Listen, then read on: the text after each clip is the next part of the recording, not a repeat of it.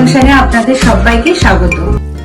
বন্ধুরা, রাত পোহালে জগন্নাথ দেবের শুভ রথযাত্রা উৎসব। দাফুর জাংশনের পক্ষ থেকে আপনাদের জন্য থাকছে জগন্নাথ দেবের 56 ভোগের সবচেয়ে প্রিয় সবজি বেসেলের রেসিপি। জগন্নাথ দেবের শুকনো ভোগের মধ্যে সবচেয়ে প্রিয় গজার রেসিপি অলরেডি আমার চ্যানেলে দেওয়া আছে। ডেসক্রিপশনে আমি লিংক শেয়ার করে দিয়েছি, আপনারা চাইলে দেখে নিতে পারেন। তাহলে চলুন এক এক করে বেসার রান্নার উপকরণ আর পদ্ধতিটি দেখে নিই। বেসেল বানানোর জন্য বেশ কিছু সবজি আমি নিয়েছি। প্রথমে নিয়েছি কুমড়ো, তারপর নিয়েছি গাঁটি কচু, একটা কাঁচকলা, এখানে আমি আলু নিয়েছি, তবে এখানে কিন্তু রাঙালুটা ব্যবহার করা হয়। আর নিয়েছি বেগুন, বিনস, পটল, আর নিয়েছি নারকেল, যেটা ছোট করে টুকরো করে কেটে দেবো, আর নিয়েছি নারকেল কুড়ানো। প্রথমেই সবজিগুলোকে আমরা ছোট ছোট করে টুকরো করে কেটে নেব। প্রথমেই আমি নারকেলটা কেটে নিচ্ছি।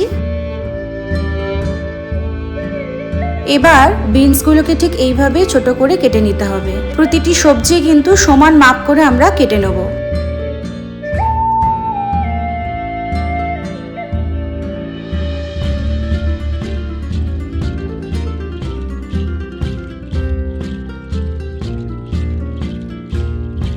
কুমড়োর খোসা ছাড়ানোর সময় সামান্য একটু খোসা এইরকম রেখে দেবো, এতে রান্নাটা ভালো হবে।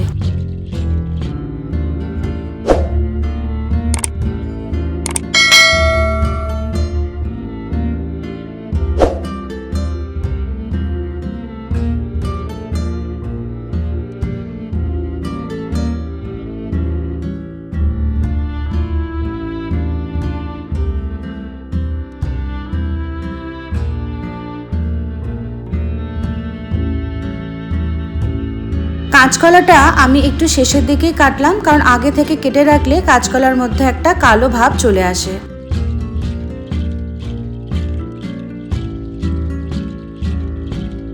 তো সব সবজি আমাদের কাটা হয়ে গেছে। এবার আমরা একটা মশলা তৈরি করে নেব। মশলা তৈরির জন্য আমি প্রথমে মিক্সিং জারে 2 চামচ নিয়ে নিচ্ছি কালো আর সাদা সর্ষে। এখানে আপনারা 1 চামচ কালো সর্ষে এবং 1 চামচ সাদা সর্ষে ব্যবহার করতে পারেন। শুকনো অবস্থায় গুঁড়িয়ে নিলে সর্ষেটা খুব ভালোভাবে গুঁড়ো করা হয়। এবার এতে দিয়ে দিচ্ছি সামান্য পরিমাণে জল, আর দিয়ে দিচ্ছি 1/2 চা চামচ হলুদ গুঁড়ো, 1 চা চামচ জিরে গুঁড়ো, 1/2 চা চামচ গোলমরিচ গুঁড়ো। এবার সামান্য একটু জল দিয়ে ভালো করে পেস্ট করে নেব।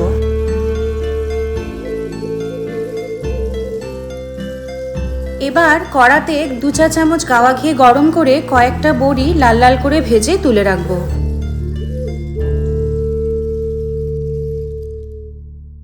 বড়িগুলো ভাজা হয়ে গেলে তুলে রেখে আর একটু গাওয়া ঘি দিয়ে তার মধ্যে দিয়ে দিচ্ছি 1 চা চামচ 5 ফোড়ন আর 1 চা চামচ আদা বাটা। এবার আদা বাটাটা যতক্ষণ না কাঁচা গন্ধ যায় ততক্ষণ একটুখানি ভেজে নিতে হবে। আদা বাটা ভাজা হয়ে গেলে এবার 1 চা চামচের মতো কাসুরি মেথি হাতে এইভাবে গুঁড়ো করে নিয়ে কড়াতে দিয়ে দেবো।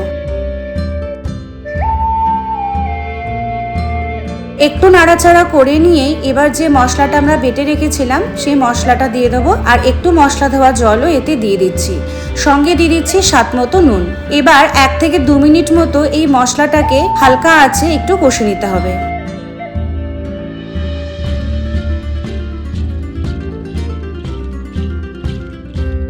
মশলাটা যখন ভালোভাবে কষা হয়ে যাবে এবং শুকনো হয়ে আসবে, তখন এর মধ্যে সমস্ত যে সবজিগুলো কেটে রেখেছিলাম সেই সবজিটা দিয়ে দেবো। পুরীতে জগন্নাথ দেবের ভোগ রান্না করার সময় কিন্তু মাটির পাত্রে প্রথমে সমস্ত মশলাগুলো ভালো করে ভেজে নিয়ে তার উপরে সমস্ত সবজি ও নারকেল কুড়ো দিয়ে চাপা দিয়ে দেওয়া হয়। কোনো রকম কিন্তু নাড়াচাড়া করা হয় না। সমস্ত সবজি সেদ্ধ হয়ে গেলে কলা পাতা 2 সাইড থেকে কেটে মধ্যিখানে দণ্ডটি দিয়ে ভালো করে রান্নাটাকে নেড়ে দেওয়া হয়। তারপরে জগন্নাথ মহাপ্রভুকে সেই ভোগ নিবেদন করা হয়। সবজিটা ভালো করে মশলার সাথে মিশিয়ে নেবো আরো 1 থেকে 2 মিনিট মতো। মশলা কষানোর সময় এবং সবজি কষানোর সময় কিন্তু সব সময় আঁচটা কিন্তু হালকা করে রাখবেন। এবার আমি দিয়ে দিচ্ছি পরিমাণ মতো গরম জল। রান্নায় সবসময় গরম জল ব্যবহার করলে রান্নার স্বাদটা কিন্তু ভালো থাকে। এবার ভালো করে মশলাগুলো মিশিয়ে নিয়ে ঢাকা দিয়ে হালকা আঁচে সবজিগুলো সেদ্ধ হতে দেবো।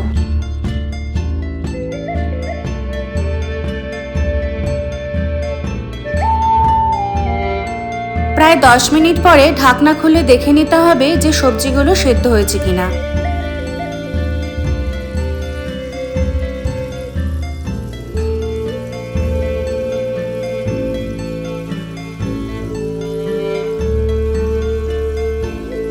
সবজিগুলো সেদ্ধ হয়ে গেলে এর মধ্যে আমি দিয়ে দিচ্ছি 3-4 চামচ আখের গুড়। আপনারা এখানে পাটালিও ব্যবহার করতে পারেন। আর দিয়ে দিচ্ছি যে বড়িগুলো আমি ভেজে রেখেছিলাম সেইগুলোকে একটু হাতে করে গুঁড়ো করে নিয়েছি, সেইগুলো এবার এতে সবজিতে দিয়ে দিচ্ছি।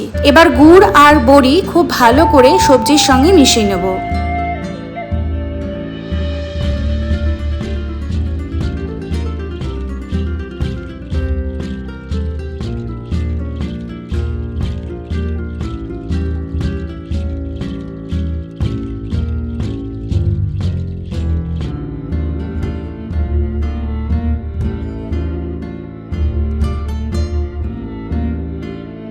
এবার এতে দিয়ে দিচ্ছি নারকেল কুড়ানো। নারকেল কুড়ানো ভালো করে সবজির সাথে মিশিয়ে নিতে হবে।